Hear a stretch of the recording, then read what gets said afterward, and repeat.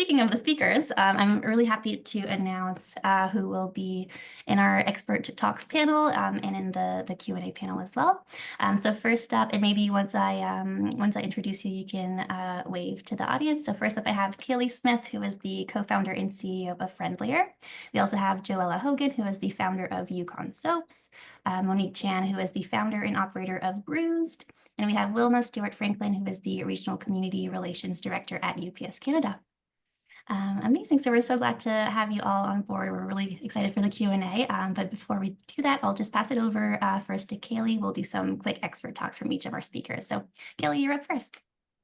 Awesome. Great to see you all. As mentioned, my name's Kayli, and I'll talk you through my kind of story and background and tell you a little bit about my entrepreneurial journey. So I started my company right out of university. So I had been studying chemical engineering at the University of Waterloo and did a lot of work in supply chain and manufacturing during my time there. And that's when I got really, really interested in sustainability.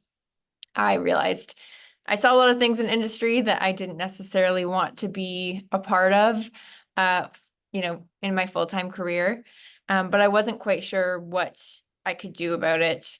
And then in my third year, my now co-founder, but then friend, and I had the opportunity to live in Sweden for 4 months and travel around Europe. And so that was really pivotal for us.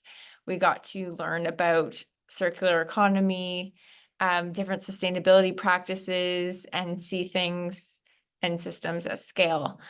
And so from there, we got some ideas about what we could actually do, how we could bring some of these concepts and make them work in North America.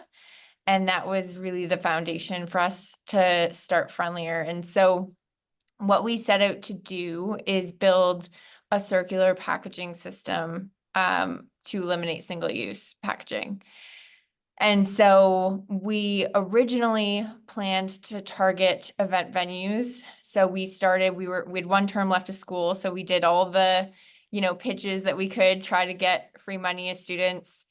We didn't win any, but we participated and started there. And we,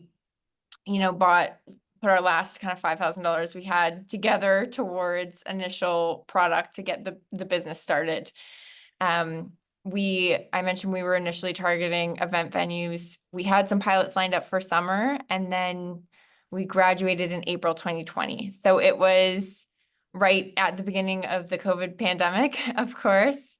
Everything was shutting down. Events didn't seem like a great space to start, and we weren't really sure how long, started with 2 weeks, but we thought we don't know how long this is going to last. And so we decided to pivot and targeted restaurant takeout, which was, very prevalent and growing during that time. And so I learned to code, built the original software to now what has become our digital reuse system. So our system is very similar to a bottle return program, where you can claim a deposit if you return the product, but it's all tracked digitally through our system. And we get a lot of data with the businesses we work with on their impact, their greenhouse gas emissions, waste, water savings. And for consumers, we can incentivize them to return packages and get deposits back. So as when we first started, we decided to give ourselves 1 year of full commitment. And that was how we minimized risk in our heads. It's just 1 year, worst case, we're back to where we would have been anyways when we graduated, and we could go get full-time jobs then if it didn't work out. But thankfully, we started to get some early traction. We started to scale, and then as things started to open up again, we pivoted again to focus on high volume food service applications. So college and university campuses, corporate office buildings, event venues, again, we're finally kind of circling back on. But that was because we had connected with a couple of folks from large companies that dominate that market. And when we told them what we were working on, they were like, we have sites, we need this today. They're begging for it. How quickly can we get you in here? We sped through the vendor, set up steps. And that was when we, the light bulb went off and we thought, oh, this is the market we need to start with. They're moving really quickly. They really need this solution. And so that's what we've been primarily targeting now as we've scaled. So we have gotten a lot of non-dilutive funding, about 1 million Canadian in non-dilutive funding in total. That's both debt and grants. We've raised over 8 million in equity funding, Canadian again, from angels, strategic companies and VCs. And we have a team of about 50 now. So we've grown quickly in the past 5 years, but it's certainly been a journey, and lots of turbulations throughout that time. So that's a bit about me and my background, but happy to dive into any area that you guys are interested in once we get to the Q&A. I love that. Thank you so much, Kayli. The funding expertise there will definitely come in handy. I feel like that's always a question that we get here with Startup Canada. How do I get funded? And that's a great way to intro yourself. Amazing. Thank you so much. Next up, we have Joella. Thank you. Good morning. Keme Sothan.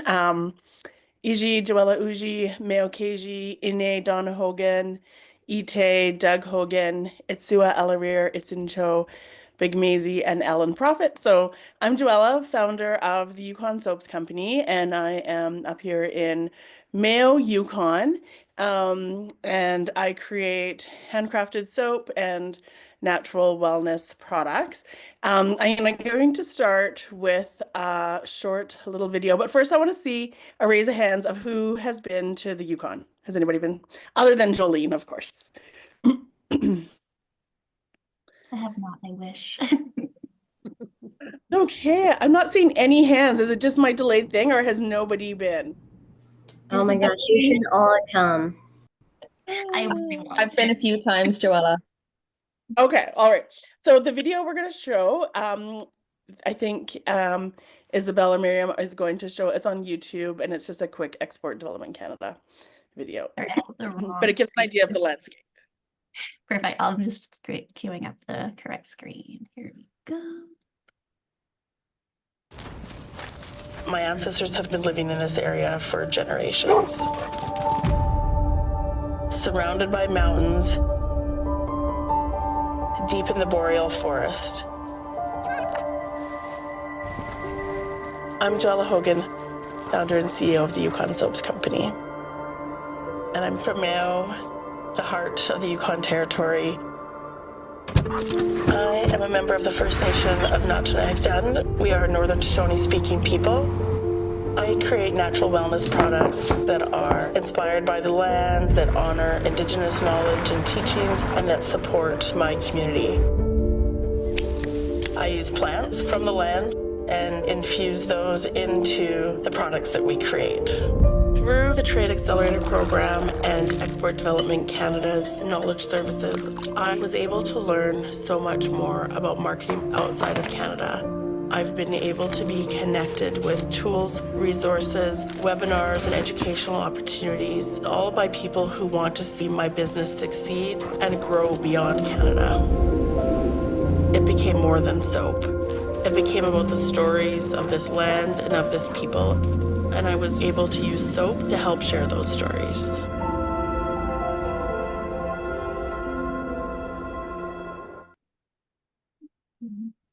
Yeah, seeing that video definitely made me want to go to Yukon now. I'll pass it back to you, Joella. Yeah, thanks. And I mean, I know it's like very EDC promotion, but it always just gives an idea for people who haven't been there of what the landscape looks like, but also maybe perhaps an idea of what the business landscape is, and how rural and remote we are. And so the business that I have, it doesn't talk about this in the video, but I actually bought it. So the business has been over 25 years old. So one of the first Yukon made natural products. And so really the creator of it was, I guess, kind of leading the way in terms of business and sustainability back then. And so I was able to purchase that business over 12 years ago now and be able to grow it, but not just grow it in terms of like,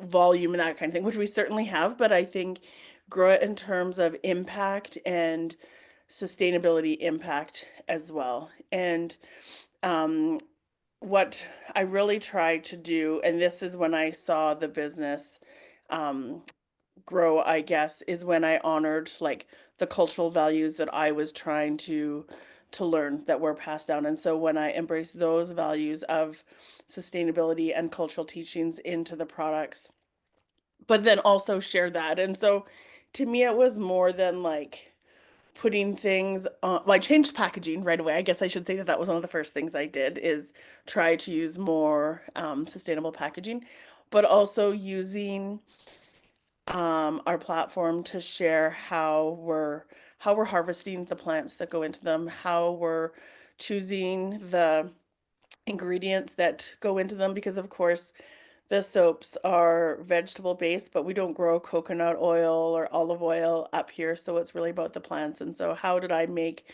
those kinds of choices that go into the soaps, being up here in the north where the cost of shipping is so high and so difficult to access some of those items in larger scales. I have been able to grow the team at a slow pace, but my model is very much about supporting people where they're at. And so we do see, I would say turnover, but I guess it's also people come back, that people work with me for a bit. We provide them what they need. They provide us with what we need, and then they might go do something else, and then they come back to us. And so it's always this cycle of people, which is beautiful because we know in the town I'm in is only 400 people, and so there isn't a lot of people looking for work. And so we very much try to provide skills, employment, social support, and yeah, meet people where they're at to be able to grow and be them best selves, all the while providing soap and growing this brand that has, we are in several shops across Canada, although that was never really our focus. Our focus was always about providing good natural made soap to Yukoners first, that was always our kind of target. Where we're growing now is a lot of like corporate gifting, and so larger companies across Canada are buying our products for their clients, their staff, and that kind of thing. And we support that model too. Our online platform, of course, did see a lot of growth during the pandemic as well. But now with the cost of shipping, and especially to the north, we know that that is a barrier to people. And so we don't see as much online traffic anymore, but we prefer, based on what our team can handle, the bigger, larger corporate orders, that's a lot easier for us to manage and to bring people in as are needed. So yeah, we continue to be this, I would say, like well-known brand in the Yukon, but it's really about our social impact, I think, as well as providing, that we see more and more demand for women-owned business and products and Indigenous-owned products, but also this deep curiosity about the North and the Yukon and the Arctic. And so we're able to use our brand to share that stories and about the resilience, but also like the fragile Arctic ecosystem that we live in. So we'll leave it there and look forward to answering more questions. Yeah, thanks. Amazing. Perfect. Yeah, the social impact and like giving back to community and that aspect was definitely something I was really interested to learn more about. And I'm sure you'll have questions from the attendees as well around that. So thank you so much. And our last expert talk will be with Monique from Bruized. Hi, everyone. I'm just going to share my presentation.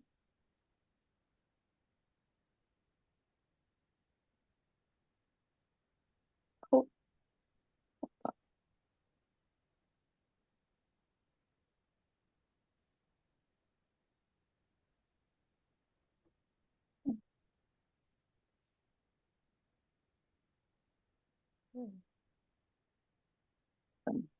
So hi, I'm Monique, and I'm a small business owner and organizer based here in Toronto.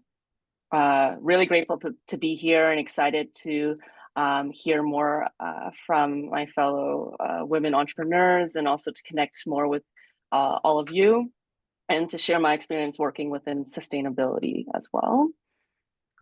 So this is Bruised. We're a team of two passionate women of color. We're young, scrappy, hungry for change, and making the best with what we have.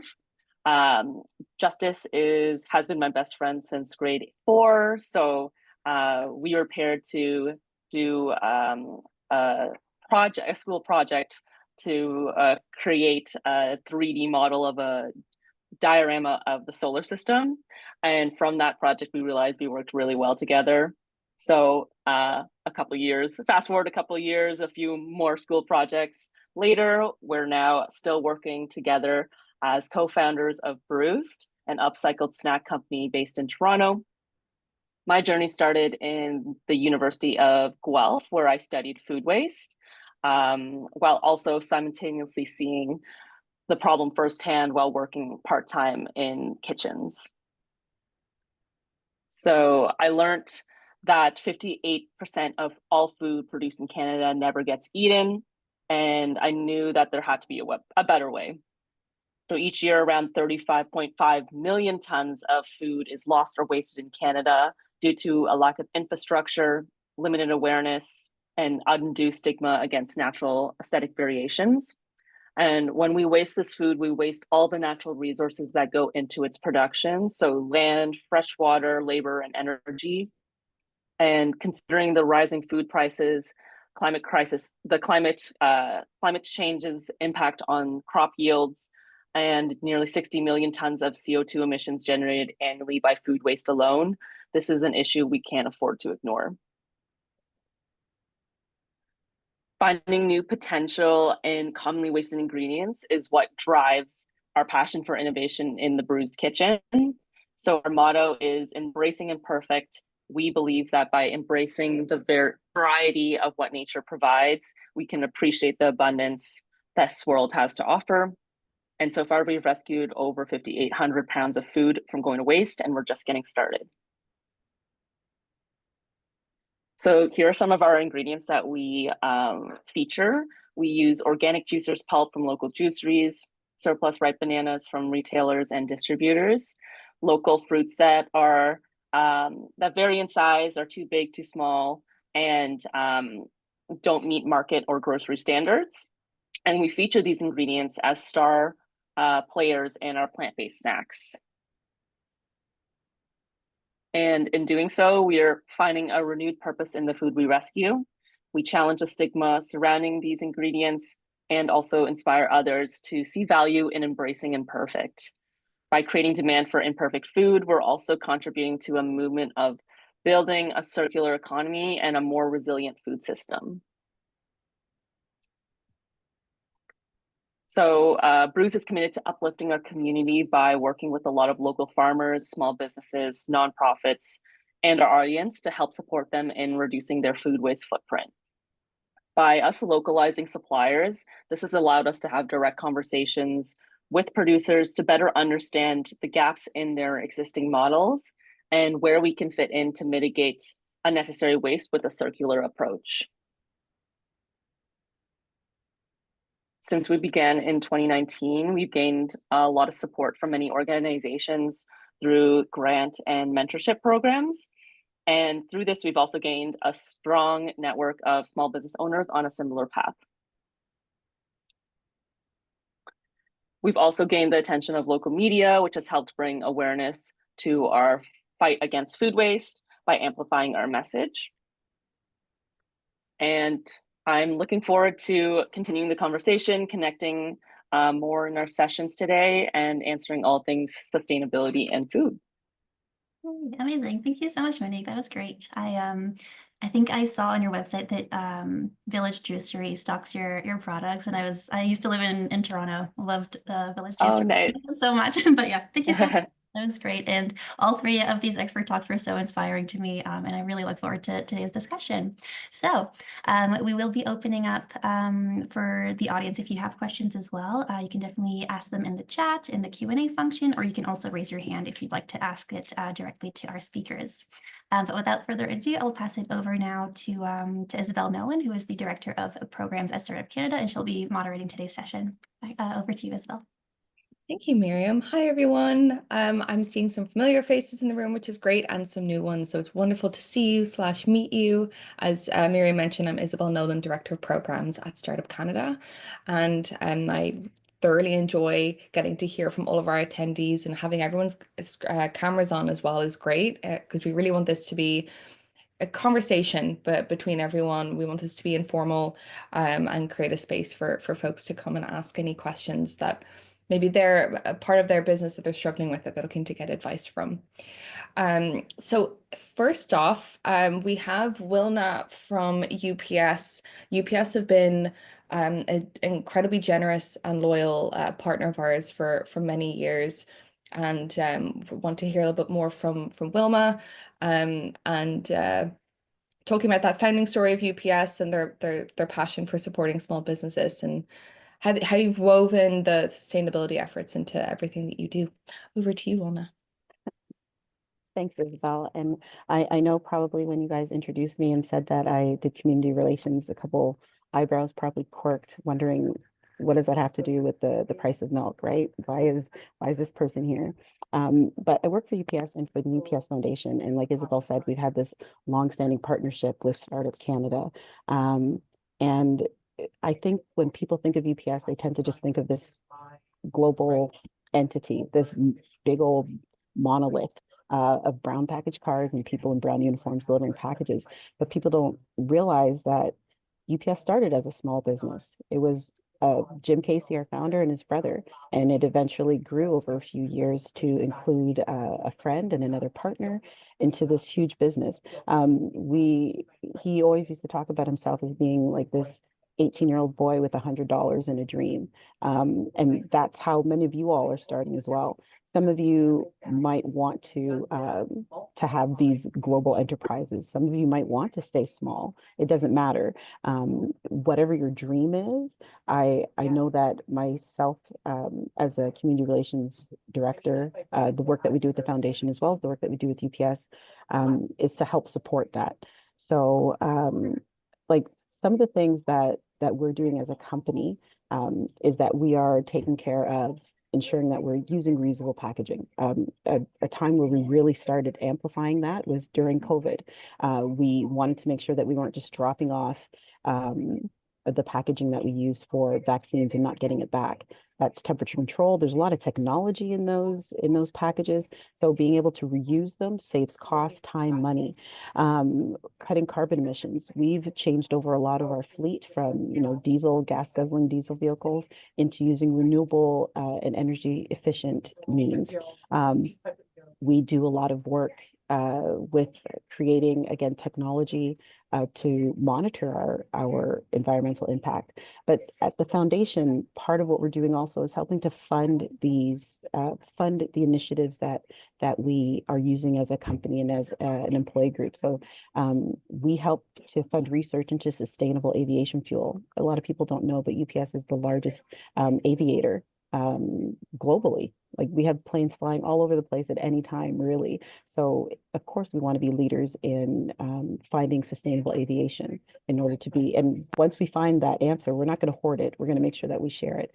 We work with partners that help us to meet our goals, such as planting 50 million trees, but they also help other people meet their goals. Like when we work with ITF, we know that part of our funding goes to help us create beautiful spaces, green spaces and education right here where we're at. But we know that it also helps in places like Kenya, where they are able to help reforest the area, as well as we work on this project called Eco Stoves. So we're not just planting trees out there and helping them to plant trees, we're helping them to use less trees, to cut down less trees, because they have an eco stove that requires them to only collect wood maybe once or twice a week as opposed to 3 times a day. And not only does that help the community by freeing up women where this is typically their job, but women and young girls are able to go off into the world and give back in great ways. We're giving women the opportunity to start businesses, to get outside of the home. And we actually do work with a lot of those women with our with our women's exporters programs, and some of the programs that we've done here with Startup as well, the Women Exporters program, because we believe, like I think it was one of you said that there are barriers to running a business, and that could be location, that could be poverty, that could just be access to shipping. So we have a strong belief in creating a just and equitable world. And so we're going to do our part any way that we can, regardless of the fact that we're big business. We started as small business, and we remember where our roots are. So I hope I didn't go over time on that. I hope I didn't, like, stand on a soapbox there and preach a little bit, but I hope people kind of understand why startup businesses, women's businesses are important to our company. No, that was fantastic one, and I feel like this is the perfect space, with sustainability, social impact, to stand on your soapbox and to really bang your chest on what issues are important to you. So thank you so much for joining us today.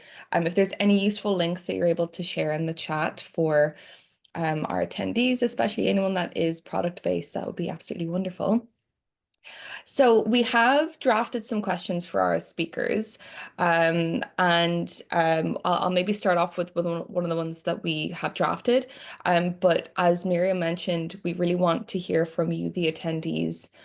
So please kind of use these as thought starters, maybe on if you're not sure what kind of questions you can ask. But use the raise hand function, and you can ask it on camera, or if you prefer to ask it in the Q&A box, and I can ask on your behalf as well. So my first question to our speakers is sort of a two-parter. So I thought maybe let's start off with the positives. So, can you each maybe share a positive of working within sustainability, social impact, entrepreneurship? And then from the other side of things, for folks either working within this space or thinking of starting their business in this space, what's a challenge that you faced in the early stages that maybe you didn't foresee, and how did you overcome it? Joella, I might go to you first. Yeah, this is one that I think we get asked a lot, and that is being a northern business.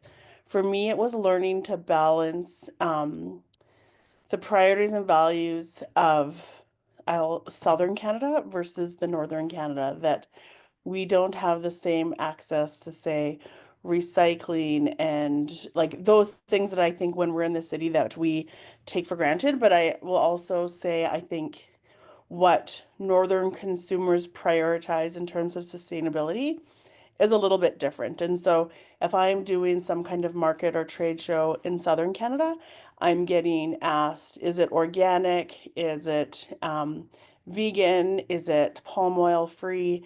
That kind of thing. But when I'm in the north, it's more, did you harvest these plants yourself? Did your community plant them? Are you over harvesting? Or where are you sourcing your other ingredients for? And so that kind of footprint, I think, looks different in the north.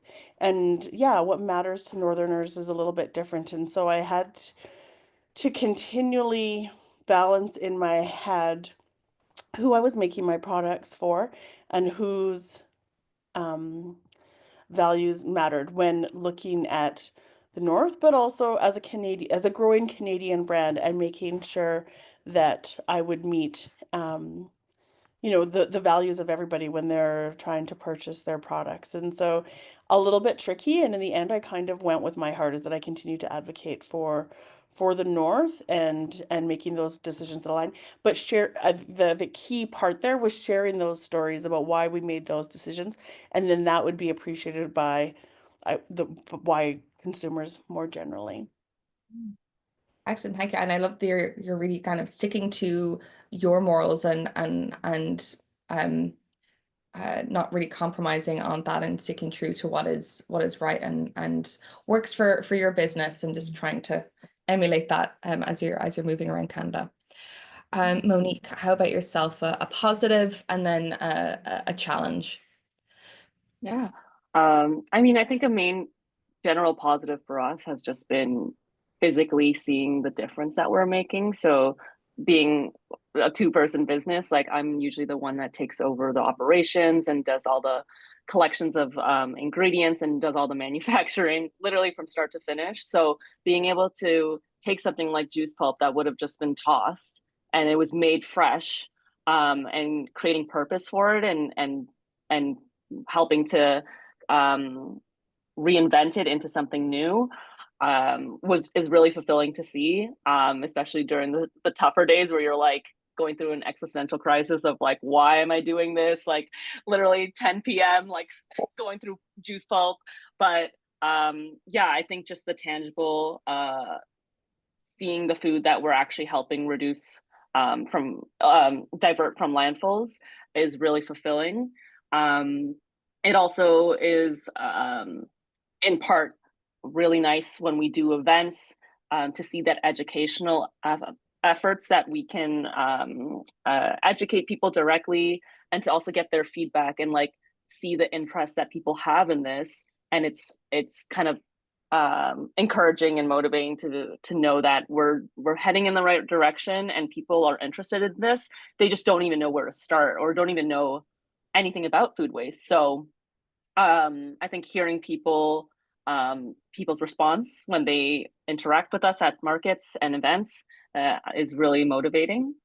A big challenge, I think, something that Joella actually mentioned, I definitely parallel with what we went through, is that in the beginning we were kind of still shaping what Bruized was. So we were easily, influenced by what people wanted us to be. So we wanted, by default, our first product happened to be gluten-free. So people were like, oh, are you going to make more gluten-free items? And like it started catering to more of like a gluten-free and then nut-free. And then, everything was plant-based. But then it was just creating so many, we were putting ourselves in a smaller box within a small box already. And I think at one point we just had to realize like, what is our why, like going back to our why and like what is true to us. And yeah, I think that removing that barrier definitely helps kind of give you that more laser focus into meeting different goals. In addition to that, just overall funding. When I first started, I was coming out of university and didn't, just had whatever I was in my savings. So started off as a bootstrap kind of operations, staying up really late, doing literally everything. And I think, in addition to that, with this type of model, because it's such a new model that we don't usually see in the food industry, having a consistent supply chain of ingredients. In the beginning, it was kind of, what comes first, finding the ingredient and then making the product from it, or thinking of a product first and then trying to source those ingredients. And I realized that I had to first find those ingredients, ensure that they were consistent in their supply, and then base the product off of that to have actual consistency with our products. And a way to overcome that was just to pretty much just growing our community, connecting with more like-minded people, small businesses, and learning from them, hearing more about different resources, like women focused grants focused on sustainability, women-owned. For me, it was like under 30, and kind of just applying for everything and everything. And then also just through those connections, also being able to create more connections in our network of suppliers. So being able to have multiple options for supply and ensuring that we had consistent relationships and supply from these local vendors. So that was really helpful. And you're not going to get every grant you apply for, but I think it's really all about volume and quality. And I think even the ones that we didn't receive were great lessons in learning how to show up as a business and a business owner, and how to communicate your message effectively to different audiences. And those were opportunities to help us polish and refine just our messaging, which eventually led us to winning a lot of grants after that. So yeah, growing your network, and then just getting out there and applying for as many things as possible, pretty much. Thank you so much, Monique. And Kayli, how about yourself? The positive piece and then the negative. Sure, yeah, I would echo a lot of what's been said. I think for me and my co-founder, having a mission that is very much aligned with our values has been essential in keeping us going. Because when we were thinking about, should we go full time on this? Should we not? Should we take this risk? Or when we thought we were going to die as a company, and you're going through the lows, we've always had this vision in our minds of what does the world look like if we're successful, and we know what kind of impact we can create and what that world looks like. And that's always what's gotten us through is, okay, yes, it's worth the risk. It's worth, keeping going, because we can see that vision. And I don't think we would be here if we weren't so passionate about what we were doing. And so having that sustainability piece has been really critical for us to get where we are. And then as we've been building our team, it's also been super helpful, because we, the people who are applying to our jobs, the people, our early team members, when we couldn't really afford, great salaries, we're still under market compared to a lot, the bigger companies. They're all here because they're so passionate about what we're doing. And so that's been super helpful as we've grown our team and found the best people and been able to, get everyone to work super hard and aligned, because they all feel that and they know what we're working towards. And they also feel that it's worth it, because of the mission that we have. I would say as a challenge, we're investor backed, and it's tough at first, because oftentimes when you're either social enterprise or sustainability focused, it's easy to get written off by financially motivated investors. And it depends what you want. Not everyone wants those kind of investors, but our thinking and the kind of hypothesis has been that in order to reach the impact that we need to be able to make this mainstream, and it needs to be a profitable business, as well as, driving the mission of sustainability. But that comes with challenges. I echo the challenges around kind of getting pushed around in terms of what others want you to be. There's been times where I've gotten sidetracked and started selling us as, this software company that yada, yada, yada, because that's what the investors are telling me they want to see. And it's really easy to fall into these different traps. And especially when you're already kind of being discounted at an initial glance, because people might think you're just, out here for the good of the world. And maybe that's not always valued as much in the general business ecosystem. And so it's just extra work and extra hurdles to be able to prove yourself as a business and be able to highlight, the business benefits or metrics around your business. So we faced that a lot and have had to learn how to communicate to those different audiences and not change ourselves, but be able to position ourselves strategically depending on who we're talking to and what they care about, to be able to get ourselves, whatever we need to be able to keep going and growing more and more. Brilliant, Kayli, thank you. And you kind of brought up a great point in terms of the balance, I guess, when it comes to working within spaces like this, the balance of financial stability and making sure that it is your business at the end of the day is sustainable and profitable, but also trying to balance your your main sustainable goals as well, and really trying to keep that at the center of the business as well.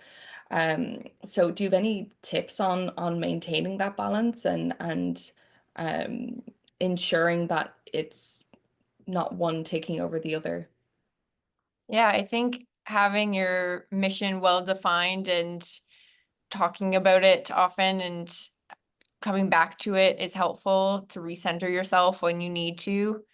And also having a line in your mind of what your kind of red zone is. For us, we will never do anything that's going to be worse off than single-use packaging for the environment. Like we would, if it's going to be more emissions to ship than what a single-use package would be, or would use more water than what a single-use package would be, we're not going to do that. And so it's easy when you have that kind of red line in your head, and that way you don't have to make the decisions constantly. It comes easier because you have your boundaries defined. Brilliant, thank you. And Joella, I think we lost you for a second, but I think you're good back now, connected. I'm curious how you manage to balance those two things. And I know you've talked about wanting to use as much locally sourced ingredients as possible, as well as with the shipping then as well, when you're taking that into account. So how have you managed to balance the financial stability while also keeping your core values at the center? Yeah, I think similar to what Kayli was just talking about is keeping my vision, my goal, my purpose always center and coming back to that, because it is so easy to be sidetracked by what other people are telling you to do, especially when it comes to investors and supporters and that kind of thing. I really struggled with, I have a lot of American clients, and I don't understand in my head, I guess, why, like, say, somebody from small town Louisiana is buying my stuff all the way up in the Yukon, when really they're paying way more for shipping to get that product. When I know that there are probably 5 soap makers within like a kilometer radius of them, and so it's like I want people to support. Of course, to support me, but I also want them to support local and their own ecosystem and sustainability. And so trying to communicate that as well, because sure, I make a good product, but also, there's a million soap makers out there as well. So I think it's always coming back to reminding the customers like what we stand for, what our values are, and staying true to that. And then I think the firmer you are in that, the more your customers will believe in that as well. I love that sentiment of you wanting possible customers to support their local small businesses as well. I think that really says a lot about you as a person. I will say though, every time I've only been to Whitehorse in the Yukon, but the Yukon brand itself, I think people all over the world, it is a quite a strong brand, and I think that people love to support businesses from there and have that experience, even if they're not able to get up there themselves. Monique, there's a question in the chat for you, and you spoke about it a little bit, but I'd love to dive a little bit deeper. May is asking, they're curious about the process of you actually sourcing the imperfect food, and how much does it cost compared to fresh? I was just writing up a response, but yeah, I'm happy to answer it so everyone can hear. Well, pretty much with sourcing, from the very start, it started with just, reaching out to people randomly, like looking up in terms of juice, with the juice pulp. That idea kind of started when I was juicing at home. And I saw how much pulp I had left over after juicing. And I'm like, this is literally half the produce that I'm paying for.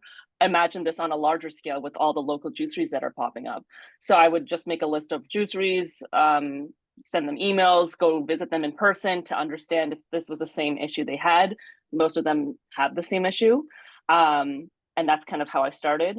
And in terms of sourcing imperfect produce, because I had a job at a farmer's market when I got out of university, I was able to already have these relationships created with other vendors, farmers, and again, was able to understand food waste and their relationship to it on their level of farming. So from that organic kind of connection, we were able to source mainly from local farmers, a local juicery. In terms of cost, we usually get the produce at a discount, but most of the ingredients that we source are near perfect, like in perfect condition. It might just be like they're too small to sell at farmers markets, or a little like imperfect looking. And a great example is like the bananas we source. We get them from Fennings Organics. They're a local distributor. So they have a local farm, but they also distribute different things that are imported. So on a distributing level, it's really interesting. Their bananas have to be green, otherwise they can't sell them to grocery stores because of just the time it takes for the banana to ripen from, you know, the time it arrives in the country to the time it arrives in your house. So if they're green, if they're perfectly yellow at the distributing level, that's seen as that's not sellable pretty much. So if they end up ordering too much, or if there's surplus because, you know, some sort of mishap, they reach out to us saying like, hey, we have 6 boxes of, you know, like perfectly ripe bananas. Like they're like just perfectly yellow to the point where I actually have to wait for them to ripen before I can process them, just so they're a little sweeter. So I think with Bruized, we're really trying to focus on reframing what food waste is. You know, food isn't waste until we throw it out, and it's just because we, you know, have this idea that because it's only wasted because there's no bridge to connect it to a resource, right? So if we're able to rescue that food before it ends up, you know, rotting or going bad at a farming level or at a distributing level, we're trying to showcase that we can really provide the solutions to food waste by, you know, connecting and building those relationships. So yeah, long story short, we source from local farmers, local businesses, and then most of it's at a discount. The juice pulp is actually, we get it for free because they don't have a purpose for it. And they're like, the owner was like, if you visit us like on these days that we're juicing with a few containers, like we're happy to save it for you. And then we have it fresh, like right after they make fresh cold pressed juice. So it's a really fulfilling way, opportunity as a small business to have these smaller connections, and was actually a really beneficial feature being a small business that was using imperfect ingredients. You really just have to make those connections and start those conversations. Thank you. And that's such a great point about your like story about the bananas, for example. I feel like that's a side of food waste that perhaps people aren't considering. It's definitely not something I would have considered before, in terms of they need to be green at that distributor level. So that it's food waste doesn't necessarily mean it's like just about to it's just past its best before date or anything like that. It's just not usable at that like higher scale level. Thank you, May. That was a great question. I want to pause. If there's any questions from our attendees, please feel free to raise your hand. Otherwise, I can go through the questions we've drafted. All right, I'll keep going. But if you do have a question, please stop me and let me know. I'd love to. You've each sort of talked briefly about your funding journey and how you've navigated that. Kayli, it sounds like you've utilized quite a lot of different avenues of funding. Can you maybe talk through what that was like for you? I know you started off with pitching to really get, you know, free money. But what were your decisions in going for the different grants you went to, and then the decision to get equity, or sorry, dilutive funding? Sure. So yeah, at the beginning, we did a lot of pitch competitions. Everything we could find, and also applied to grants. I will say it's a lot easier to get money once you have money, unfortunately. It's a reality that a lot of the funding programs want to see that you have the money already, basically, or you have to match it. And so it's really tricky at the beginning. And so I just wanted to validate that for anyone feeling that right now. But there definitely are smaller grants that we were able to access before we had any other capital. And so one thing that we learned is super helpful is trying to connect with the grant organization before you submit an application.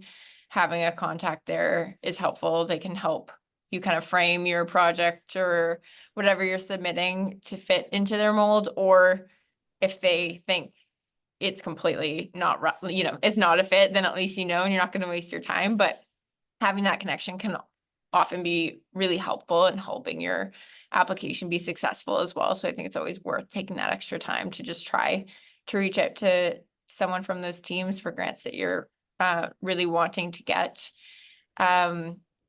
We tap into all the, standard things, like there's great funding for co-op students, which is it's a lower risk opportunity to bring on some early labor if you're looking to get your first employee or two, but not able to commit to a full-time. The co-op is really a great option because you can get funding for up to 75% of their wages, and it's usually a 4-month commitment. So it's a certain amount of money you're going to have to put up for that person, but it's not a long-term commitment. You don't have to worry about, if you can pay them forever. So that was one of the early programs that we did.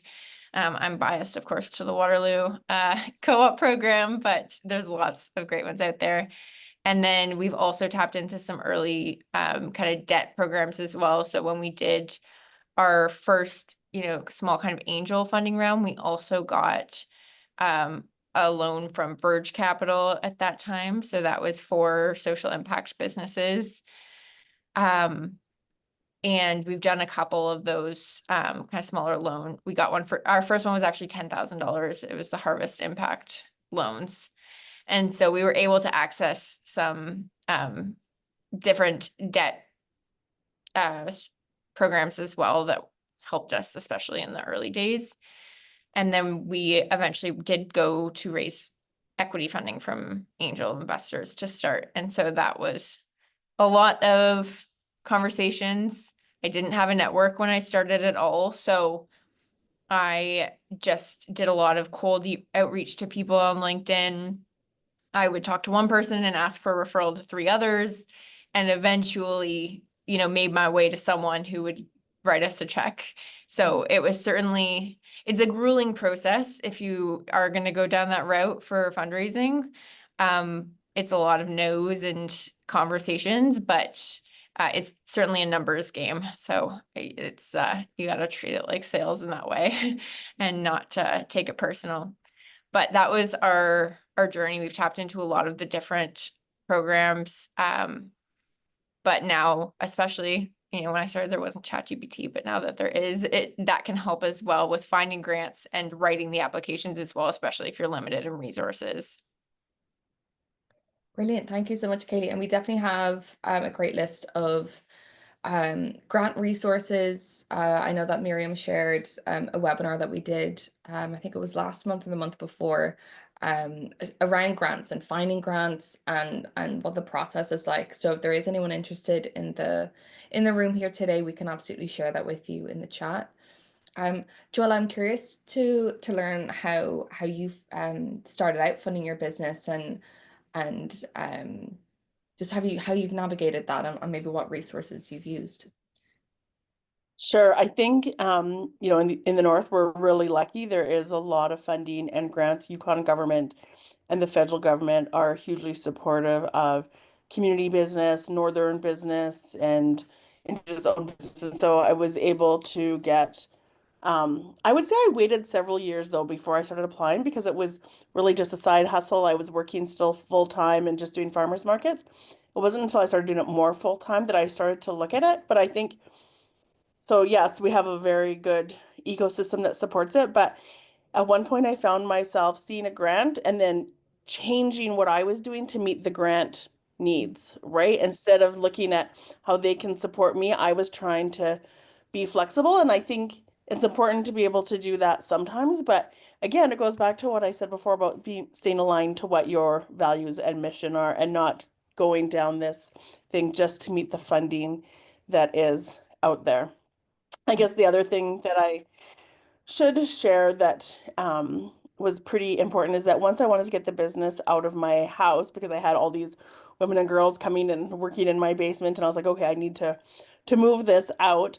But my home is on First Nations land, and so I didn't have I wasn't able to get a mortgage very easily. And also because I was self-employed at that time, that it was really difficult for me to get a commercial mortgage to be able to build outside of my home. And so that was quite a journey. And yeah, the bank that I had banked with my whole life said no. And so I really had to like shop around and was losing hope. And I mean, all of this is like, in the end, it was BMO that funded me, and they actually did like a video on me, which is also beautiful, but it's very banky also, of course, because it's done by them. But it really is like I wouldn't have been able to do it without BMO because they were willing to look at different measures of success. Like I absolutely had to do my homework in terms of the financial metrics and showing that I could be a viable business, but they were able to look at the social impact of my business as well. But it was just a real reminder that I was like, and I started this process in 2019, a real reminder that even now, the barriers that like First Nations people and women face in terms of accessing capital.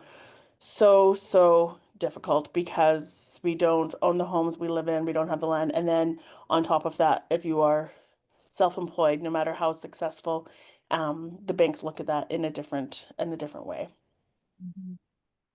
Brilliant. Thank you, Joella. And it's, I mean, great that you were able to get that funding through BMO. I should also mention we work with WEOC. They're Women's Enterprise Organizations of Canada. They actually have a loan program for women and non-binary folks. So we can share that in the chat as well if you are interested in debt financing. But they will look at some of those like business and cash flow side of things, but they also take various other things into consideration as well.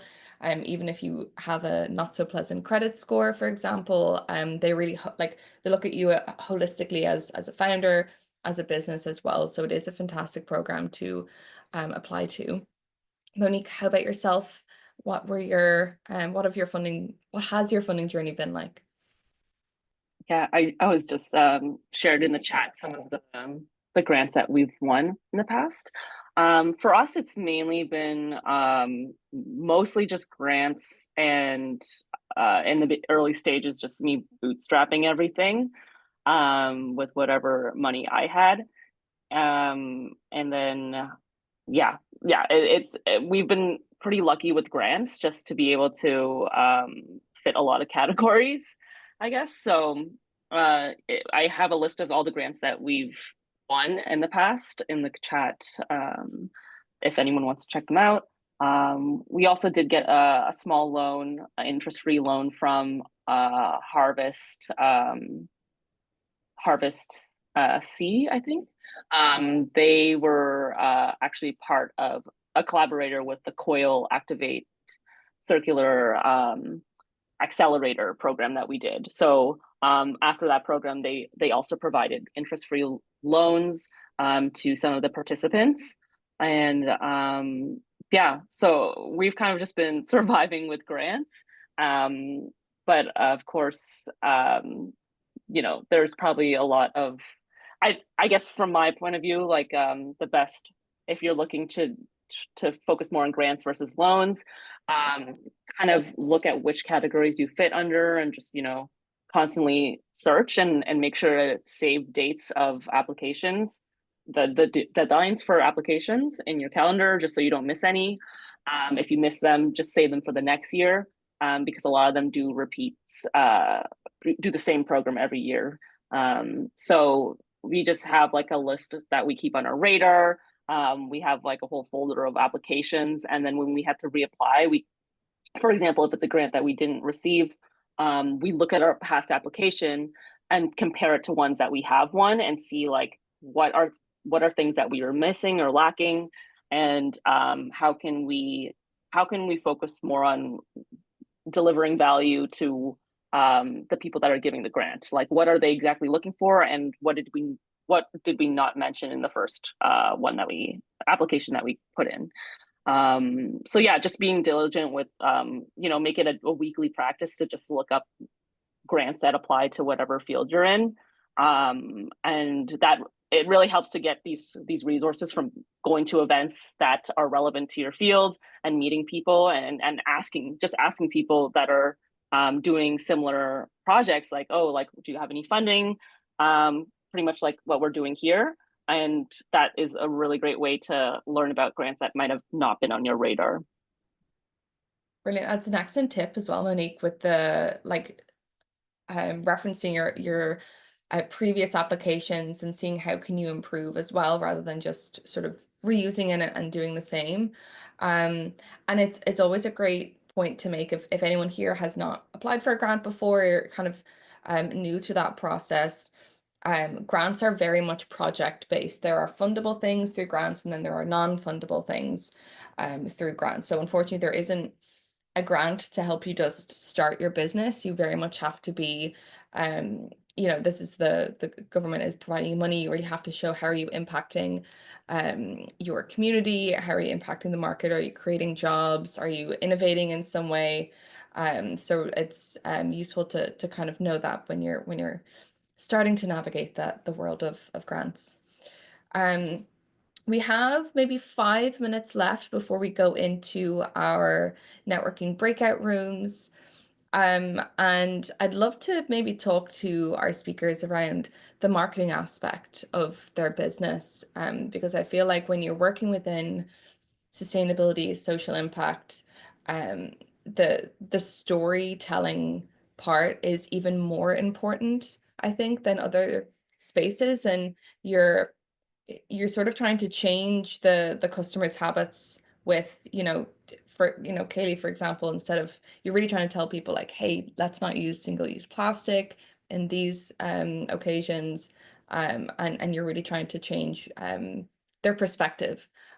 So Kayli, I'll go to you first, actually, really around that, and how you went around that in your storytelling and marketing. Yeah, it's a good question. And it's especially challenging, I think, as soon as you say you're a sustainability company, or I'm sure a social enterprise of any sort, then all of a sudden you are put under a microscope for absolutely everything and questioned a lot. We have local processing, so everything is delivered and then washed for reuse within, 2-hour radius of wherever we serve. Where most single-use packaging comes from overseas. But a huge thing that we fight against is people being upset that we use some gas-powered cars for deliveries, which, their single-use packaging was using gas-powered cars as well. But I think it's just natural that when you make a claim to be, sustainable or whatever that claim might be, all of a sudden there's a lot of scrutiny, and it can fall into that perfection over progress, which we don't want. And so for us, we use a lot of data and hard facts within our storytelling, because it's really critical as a proof point for people.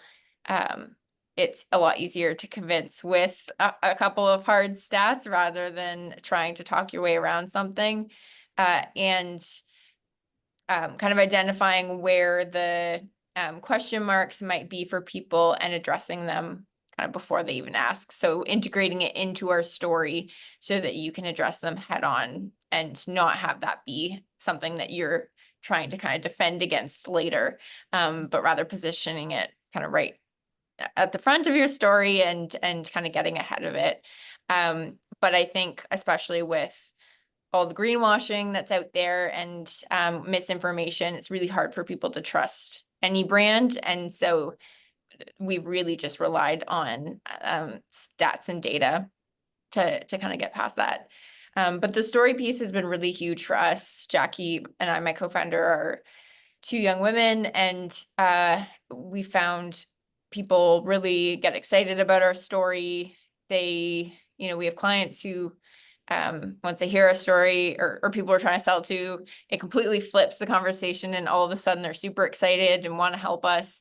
So we've tried to use, what could be a disadvantage in some regards to our advantage, and figuring out where our story can really be helpful, whether it be to get new customers on board or for fundraising or whatnot, or finding mentors and advisors, because we've also had some really incredible people helping us along the way because of our story and because they really like the founder journey. So it feels kind of weird to exploit yourself and your story in that way, but I think it can be a disadvantage sometimes. So we try to flip that and use it to our advantage as much as we can through our story.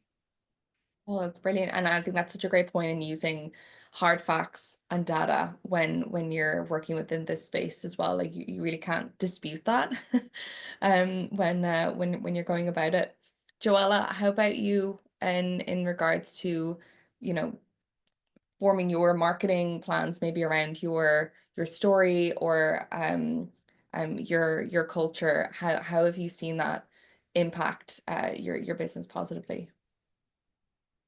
I definitely believe that our storytelling about the Yukon and the land has been our biggest success in terms of marketing and strategy, because there is such a desire to learn and know, and that, like I said earlier, there's soap makers everywhere, but once people start hearing our story about impacting the community and hiring locally and harvesting the plants and that kind of thing, then people are like, okay, that we want to support that.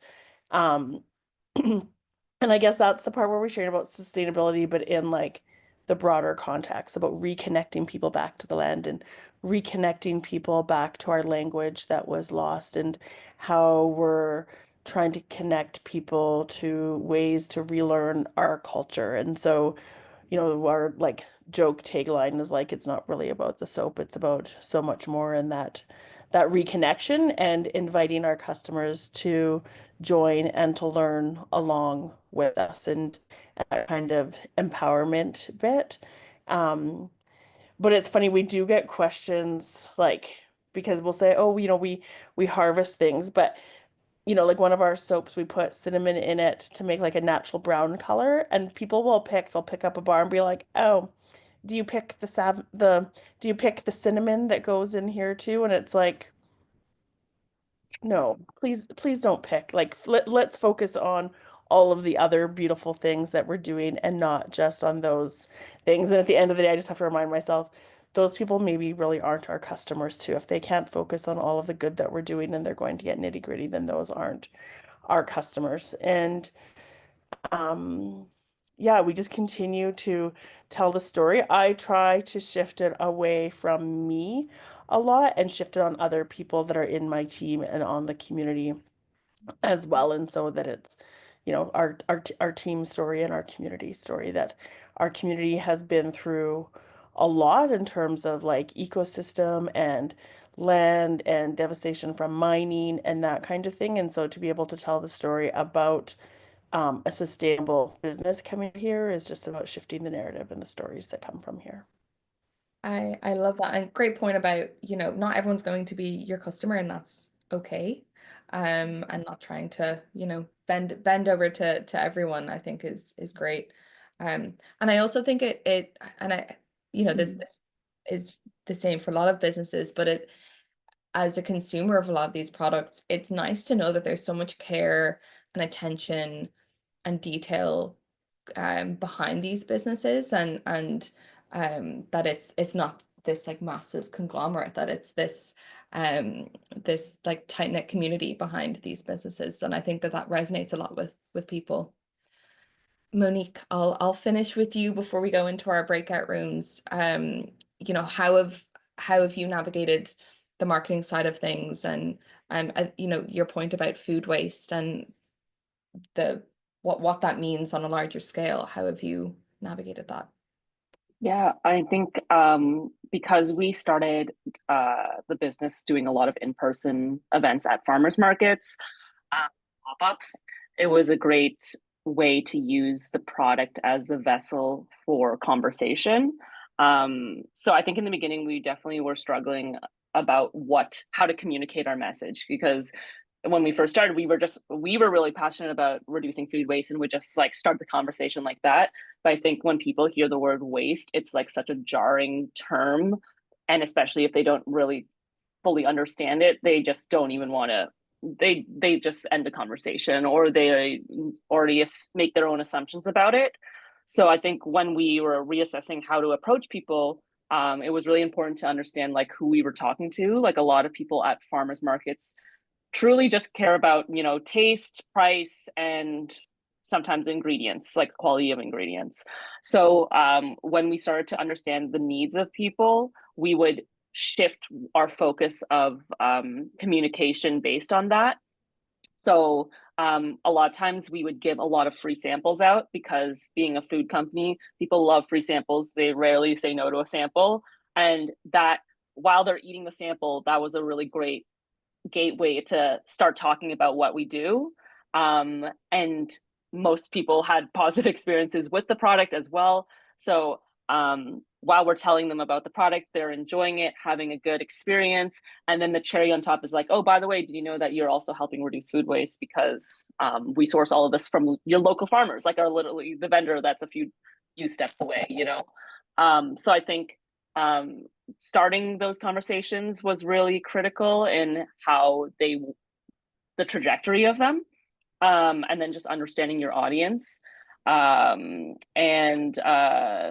yeah, that's like our main marketing. I think also in terms of marketing for grants, like how we communicate our message via presentations or grant writing, we definitely focus a lot on the story and like us as founders, as like, two women, best friends that literally just like wanted to, do something good for the world. And I think people really connect with authentic stories where it's like you literally start from nothing and you can create something. And I think there's so much need for that inspiration that people gravitate towards a story like that.